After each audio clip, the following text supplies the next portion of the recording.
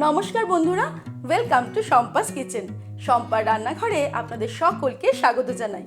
আমার রান্নাঘরে পেয়ে যাবেন 700টিরও বেশি বাঙালি, অবাঙালি, দেশি বিদেশি রান্নার সহজ রেসিপি। শুধু ইউটিউবে গিয়ে সার্চ করুন শম্পাস কিচেন, আর অবশ্যই আমার চ্যানেলটিকে সাবস্ক্রাইব করে নিন, আর বেল নোটিফিকেশনটা ক্লিক করে অল অপশনটাকে সিলেক্ট করতে ভুলবেন না। তাহলেই আমার শেয়ার করা সমস্ত নতুন রেসিপির আপডেট সবার আগে আপনার মোবাইলে পৌঁছে যাবে। তাহলে চলুন দেখে নিই আজকে আপনাদের জন্য কি রেসিপি নিয়ে এসেছি আর সেটা কত সহজে তৈরি করছি। আজকে নিয়ে এসেছি উৎসব পুজো পার্বণ স্পেশাল স্বর্ণচূড় খিচুড়ি রেসিপি। চলুন দেখে নিই পুজো স্পেশাল সেরা স্বাদের এই স্বর্ণচূড় খিচুড়ি ভোগ আমরা কত সহজে বাড়িতে তৈরি করব। সবার প্রথমে একটা প্যান গরম করে তার মধ্যে নিয়ে নেব সোনা মুগ ডাল 150 গ্রাম।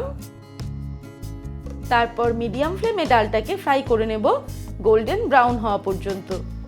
সোনা মুগ ডালটাকে কন্টিনিউয়াসলি নাড়তে নাড়তে আমাদের ফ্রাই করতে হবে, যাতে কোনো মতেই এটা পুড়ে না যায়।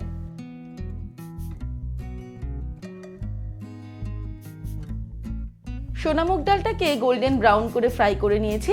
এবার আমি ওভেনটাকে অফ করে দেব। তারপর এই ডালটা অন্য একটা পাত্রে নিয়ে নেব।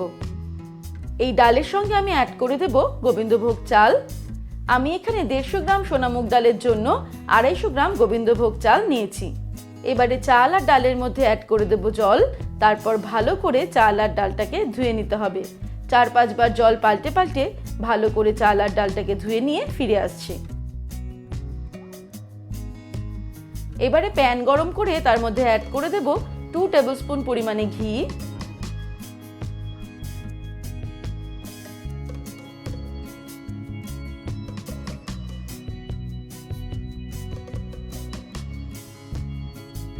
ঘি গরম হয়ে গেলে এর মধ্যে 1 মুঠো কাজু বাদাম দিয়ে দেব। মিডিয়াম ফ্লেমে কাজু বাদামটাকে ফ্রাই করে নেব 1 মিনিট। তারপর এর মধ্যে দিয়ে দেব 1 মুঠো কিশমিশ। কিশমিশ আর কাজু বাদাম আবারও কিছুক্ষণ ফ্রাই করে নেব। কাজু বাদাম আর কিশমিশ ফ্রাই করা হয়ে গেলে এগুলো তুলে নিচ্ছি। কাজু বাদাম আর কিশমিশ ভেজে নেওয়ার পর ওই ঘিতেই আমি দিয়ে দেব পনির। আমি 150 গ্রাম পনির ছোট ছোট টুকরো করে কেটে নিয়েছি, এগুলোও ভেজে নেব। ফ্লেমটাকে মিডিয়ামে রেখে পনিরের টুকরোগুলোকেও গোল্ডেন ব্রাউন করে ফ্রাই করে নিতে হবে। পনিরগুলো ফ্রাই করা হয়ে গেছে, এবার এগুলোকেও আমি তুলে নেব।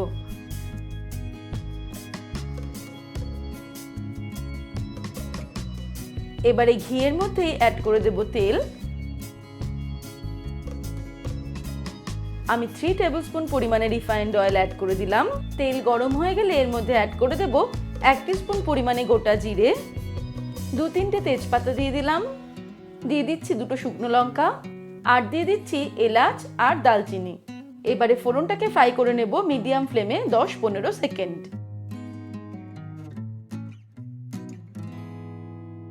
এবারে এর মধ্যে দিয়ে দেব 1 টেবিলস্পুন পরিমাণে আদা বাটা, আর দিয়ে দিচ্ছি 1/2 কাপ পরিমাণে নারকেল কোড়া বা গ্রেটেড কোকোনাট। এবারে আদা বাটা আর নারকেল কোড়াটাকে ফ্রাই করে নিতে হবে মিডিয়াম ফ্লেমে 2 মিনিট।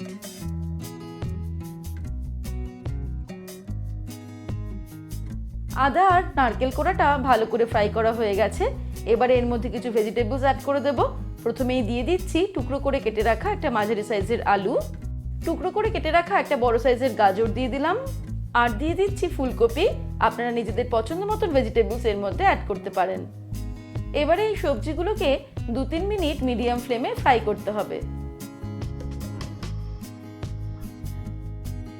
সবজিগুলো ফ্রাই করার সময় দিয়ে দিচ্ছি 1 টিস্পুন পরিমাণে হলুদ,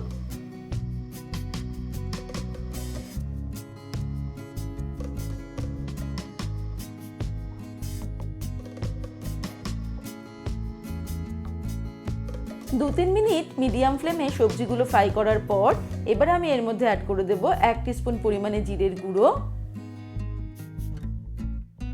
লঙ্কার গুঁড়ো দিয়ে দিচ্ছি 1 টিস্পুন,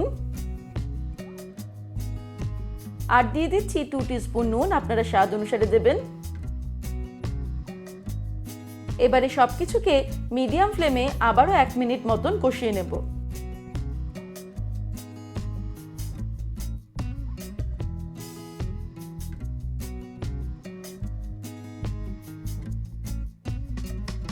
মশলাটা কষানো কমপ্লিট। এবার এর মধ্যে অ্যাড করে দেব ভিজিয়ে রাখা চাল আর সোনামুগ ডাল। চাল আর ডালটাকে আধ ঘন্টা ভিজিয়ে রেখে আমি জলটাকে ঝরিয়ে নিয়েছি। এবারে সবকিছুকে মেশাতে মেশাতে নাড়তে নাড়তে মিডিয়াম টু হাই ফ্লেমে 3-4 মিনিট আমি ভালো করে কষিয়ে নেব।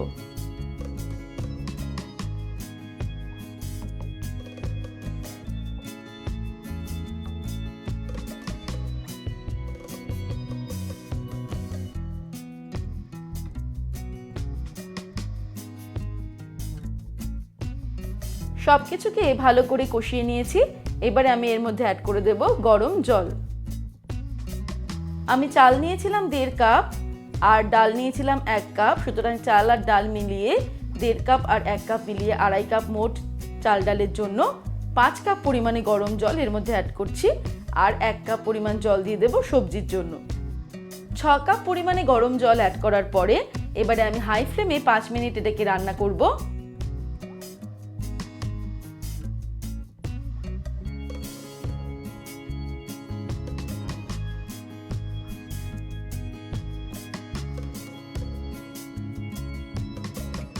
জল ফুটে উঠলে এর মধ্যে দিয়ে দিচ্ছি 4টে কাঁচা লঙ্কা,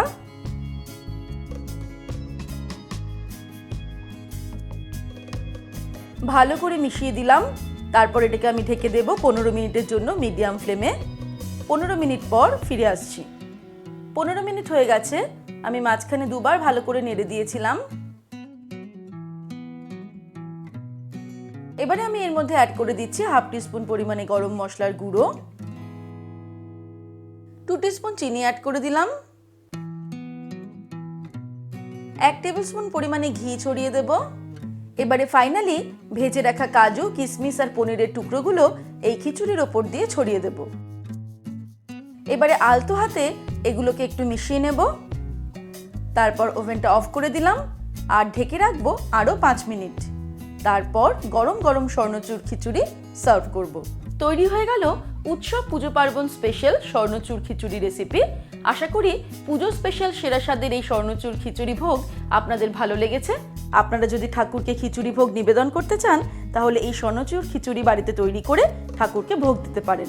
তাহলে দর্শক বন্ধুরা, আজকের এই রেসিপি আপনাদের কেমন লাগলো আমাকে ভিডিওর নিচে কমেন্ট সেকশনে কমেন্ট করে জানাবেন। ভালো লাগলে লাইক করার অনুরোধ রইল আর বন্ধুদের সঙ্গে কিন্তু অবশ্যই শেয়ার করুন। ভালো থাকবেন, সুস্থ থাকবেন। আমি আবার হাজির হব নতুন নতুন রেসিপির সঙ্গে। নমস্কার।